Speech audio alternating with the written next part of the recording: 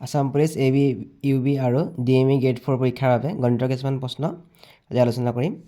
প্ৰথম প্ৰশ্নটো চাওঁ আমি 7, 11, 15, 19 সমান্তৰাল প্ৰগতিটোৰ 10তম পদটো হ'ল অপশ্যন দিয়া আছে 51, 37, 43, 39। ইয়াত আমাৰ দিয়া আছে 7, 11, 15 আৰু 19। ইয়াত আমাৰ প্ৰথম পদটো হৈ যাব আমাৰ 7। ইয়াৰ সাধাৰণ অন্তৰটো হ'ব আমি দ্বিতীয়টোৰ পৰা আমি প্ৰথমটো যদি বিয়োগ কৰোঁ 11 - 7 = 4, তাৰমানে D = 4। আমাক কৈছে 10তম পদ। 10তম পদটো হ'ল A10। তাৰ সূত্ৰটো আছে A + n - 1 × D। এতিয়া আমাক A মান দিয়া আছে আমাক 7, n ৰ মান দিয়া আছে আমাক 10 - 1, D মান দিয়া আছে 4। তাৰমানে 7 + 9 × 4 = 7 + 36, 43। এইটো আমাৰ 10তম পদটো হ'ব। গতিকে C নম্বৰ অপশ্যনটো ইয়াত শুদ্ধ।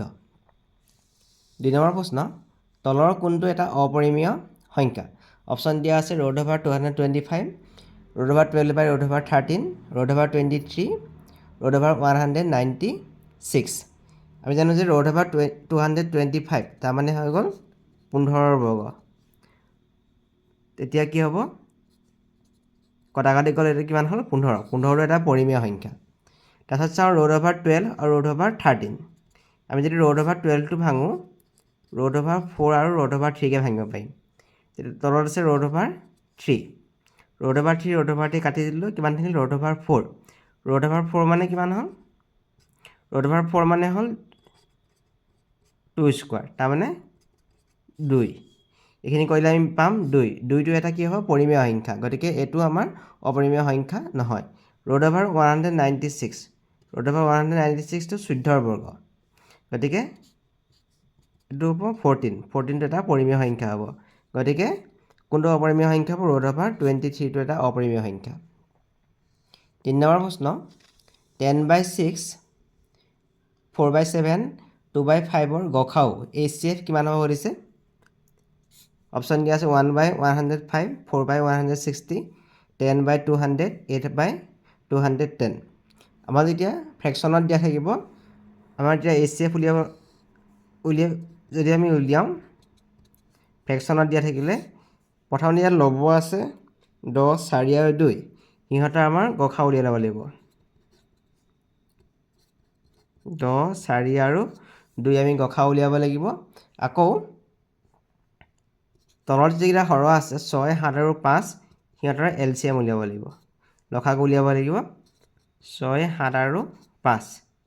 আমি যদি 6, 7 আৰু 5ৰ লসাগু উলিয়াওঁ 210 হ'ব। আকৌ 10, 4 আৰু 2 যদি আমি HCF উলিয়াওঁ, আনচাৰটো কিমান হ'ব? 2 হ'ব। 2 যদি কটাকটি কৰোঁ 2 × 2, এইটো হ'ব 105। গতিকে 1/105 এইটো এটা শুদ্ধ উত্তৰ। A নম্বৰটো ইয়াত শুদ্ধ। 4 নম্বৰ প্ৰশ্ন, 1ৰ পৰা 20ৰ ভিতৰত থকা যুগ্ম সংখ্যাবোৰৰ গড় হ'ব। অপশ্যন দিয়া আছে 20, 11, 10, 18। প্ৰথমতে যদি nটা যুগ্ম সংখ্যা থাকে, nটা যুগ্ম সংখ্যাৰ গড়টো হ'ব n+1। n+1 হ'ব। প্ৰথমত আমি চাওঁ 1ৰ পৰা 20ৰ ভিতৰত। 1ৰ পৰা 20ৰ ভিতৰত কিমানটা যুগ্ম সংখ্যা আছে? 2, 4, 6, 8, 10, 12, 14, 16, 18 আৰু 20। 1, 2, 3, 4, 5, 6, 7, 8, 9, 10। কিমানটা আছে? 10টা। তাৰমানে n ৰ মানটো কিমান হ'ব? 10। গতিকে nটা 10টা যুগ্ম সংখ্যাৰ গড় কিমান হ'ব? n+1। তাৰমানে 10 + 1 = 11। গতিকে 1ৰ পৰা 20ৰ ভিতৰত থকা যুগ্ম সংখ্যাৰ গড় কিমান হ'ব? 11। বি নম্বৰটো ইয়াত শুদ্ধ উত্তৰ। 5 নম্বৰ প্ৰশ্ন, x:y:z, xy আৰু z ৰ অনুপাত 4:5:3 হ'লে 1/x, 1/y, 1/z ৰ মান হ'ব। অপশ্যন দিয়া আছে 3, 4, 5, 5:4:3, 15:12:20, 10:12:20। আমাক দিয়া আছে xyz = 4:5:3 তেতিয়াহ'লে 1/x = 1/y = 1/z মান হ'ব 1/4 y আছে 1/5 আৰু এইটো হ'ব 1/3 এতিয়া কি হ'ব আমি 4 5 আৰু 3 আমি লসাগু উলিয়াম এলচিএমটো 4 5 আৰু 3 কিমান হ'ব 4 পূৰণ 5 পূৰণ 3 তাৰমানে কিমান হ'ব 60 হ'ব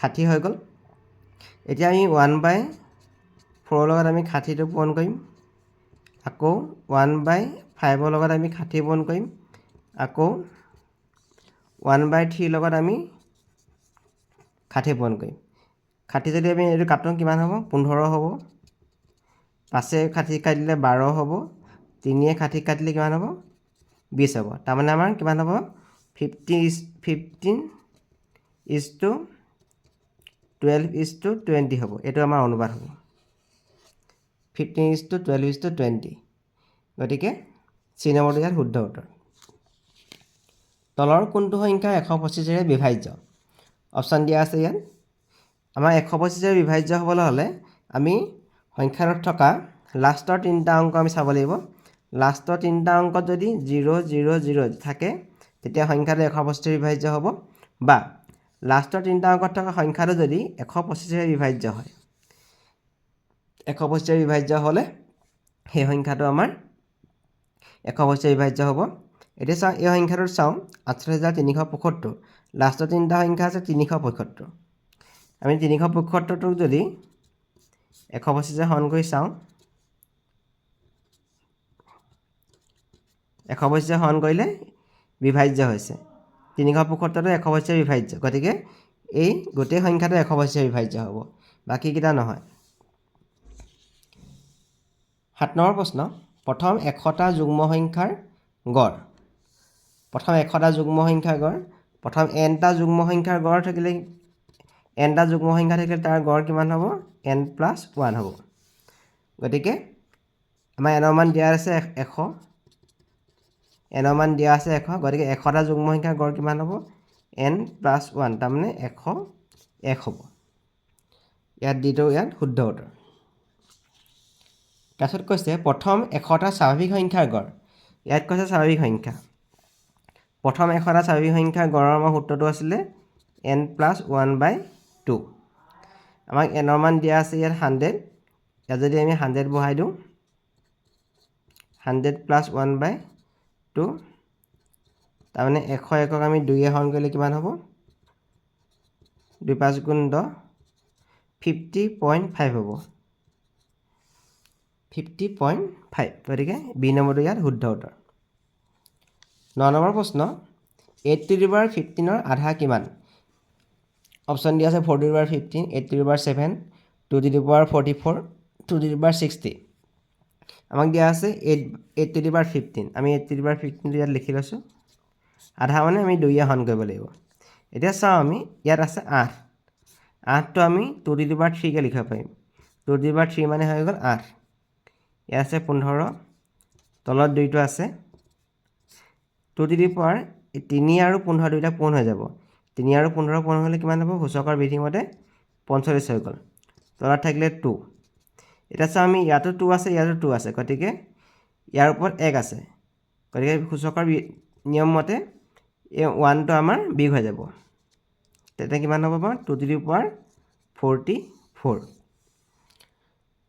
গতিকে ইয়াৰ শুদ্ধ উত্তৰটো হ'ব অপশ্যন চি 2^44